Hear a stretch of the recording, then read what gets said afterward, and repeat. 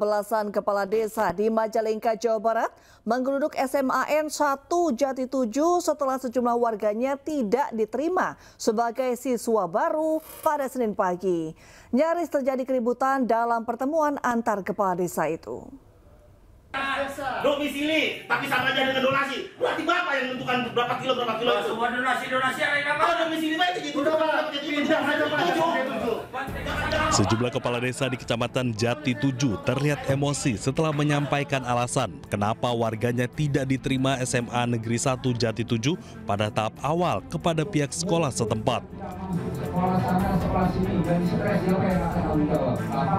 Sebanyak 15 kepala desa menggeruduk SMA Negeri 1 Jati 7 setelah warganya tak terima di SMA setempat dan pihak sekolah memprioritaskan siswa baru di luar Jati 7.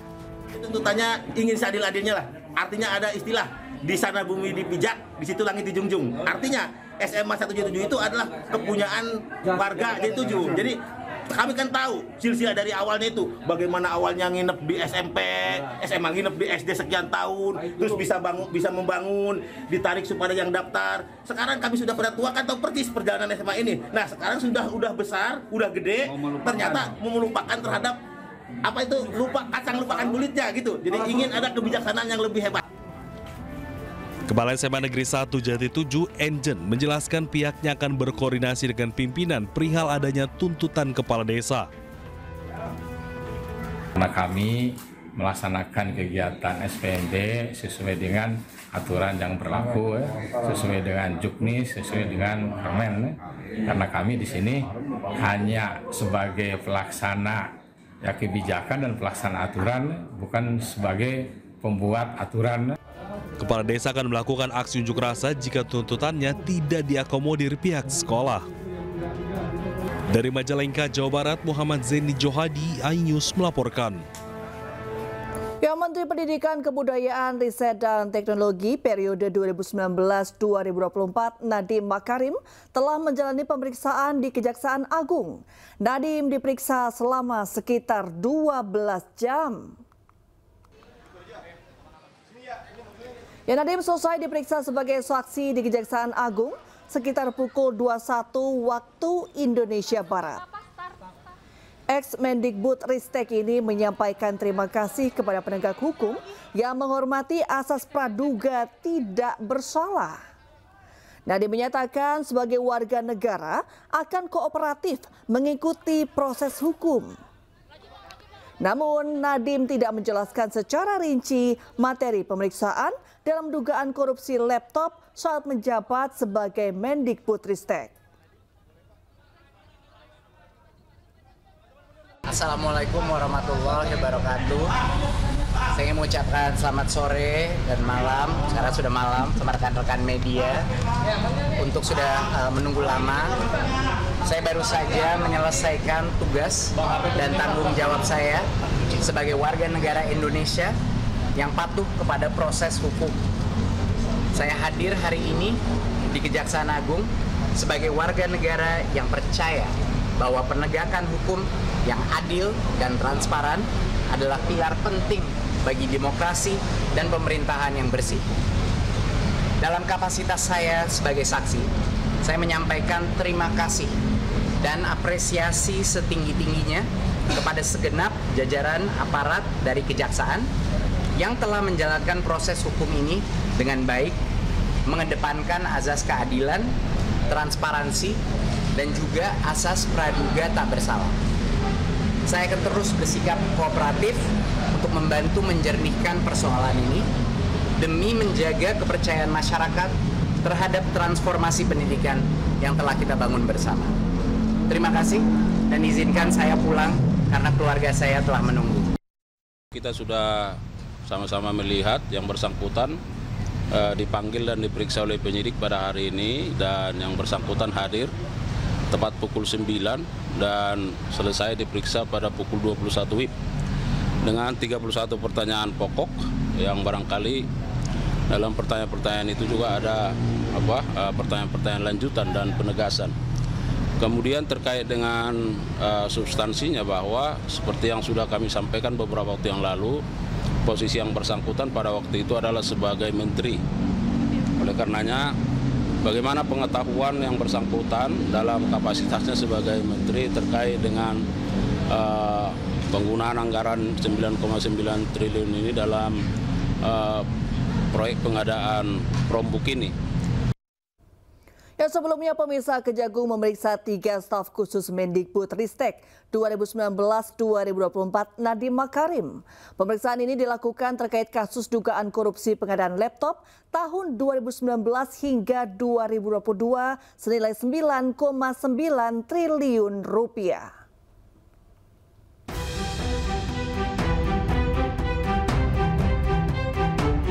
Tim penyidik Kejaksaan Agung memulai penyidikan dugaan tindak pidana korupsi pengadaan laptop di Kementerian Pendidikan, Kebudayaan, Riset, dan Teknologi periode 2019 hingga 2022 senilai 9,9 triliun rupiah pada 20 Mei 2025 lalu. Atas dugaan kasus tersebut, 3 staf khusus Mendikbudristek periode 2019-2024 Nadiem Makarim, yaitu Fiona Handayani, Ibrahim Arif, dan Juristan diperiksa penyidik Kejaksaan Agung. Namun Juristan meminta pemeriksaan dilakukan secara daring lantaran kala itu Juristan sedang berada di luar negeri. Pemeriksaan kepada Fiona dan Ibrahim Arif, penyidik bertanya tentang tugas dan pekerjaannya selama menjadi staf khusus Nadiem Makarim. Sepanjang apa yang dia lakukan, dia kerjakan, masih begitu. Belum ada masuk ke arah-arah sana. Dia masih bicara tentang tupoksi pekerjaannya aja. Nanti mungkin lebih mendalam mungkin di hari yang akan datang. Gitu. Oh enggak, mereka ini kan hanya sebatas gimana pimpinan dan pegawai. Tidak ada karena kedekatan gimana, enggak ada. Yang direkrut berdasarkan memang profesionalitas. Tidak ada direkrut karena kita berteman, mereka enggak gitu. Kapus Penkum Kejaksaan Agung Harli Siregar menyebutkan pemanggilan ketiga mantan staf khusus Nadiem Makarim tersebut untuk mengetahui keterlibatan mereka dalam dugaan tindak korupsi tersebut. Staf khusus tetapi juga berkiprah memberikan masukan-masukan terkait dengan pengadaan Chromebook ini. Ya, oleh karenanya penyidik akan terus mendalami bagaimana korelasinya, ya, karena kan posisi yang bersangkutan sebagai staf khusus. Kami selalu sampaikan, ya, kalau itu menjadi kebutuhan dari penyidikan ini, tentu penyidik akan menjadwal. Ya. Saya kira pernyataan kami masih sama, ya, bahwa pihak-pihak manapun yang terkait dengan perkara ini membuat terang tindak pidana ini, penyidik akan melakukan upaya-upaya pemanggilan dan pemeriksaan. Meski belum terbukti keterlibatannya, Kejaksaan Agung melarang Nadiem Makarim berpergian ke luar negeri untuk proses penyidikan lebih lanjut. Hingga kini proses penyidikan terus berlanjut. Ya, sementara itu pemirsa, sidang lanjutan dugaan korupsi pengadaan gula dengan terdakwa Tom Lembong kembali digelar. Tom Lembong menyoroti perlunya menghadirkan Joko Widodo dalam persidangan. Kemudian ahli sebelumnya yang dipanggil? Kemudian ada ahli kedua. Ya, sidang Tom Lembong kembali digelar dengan agenda mendengarkan keterangan saksi ahli.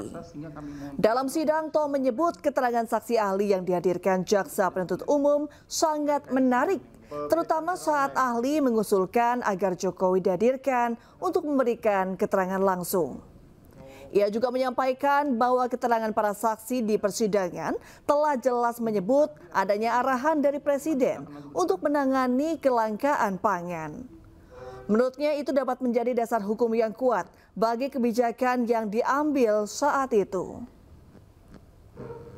Ya, mungkin yang paling menarik buat saya sih keterangan beliau tadi bahwa ya kalau memang BUMN, Koperasi Angkatan Darat, Koperasi TNI Polri, dan saya pun semuanya menjalankan perintah Presiden, ya sebaiknya Presiden dihadirkan dalam persidangan untuk memberikan keterangan bahwa memang beliau memberikan perintah tersebut, ya, karena sejauh ini keterangan saksi adalah itu perintah Presiden yang kemudian diteruskan oleh Kepala Staf Angkatan Darat dan juga oleh Kapolri kepada jajarannya, dan itu yang kemudian membuat Induk Koperasi Angkatan Darat atau Inkopkar dan Induk Koperasi TNI Polri menyurati saya mengusulkan agar mereka juga dilibatkan melalui penugasan. Ya.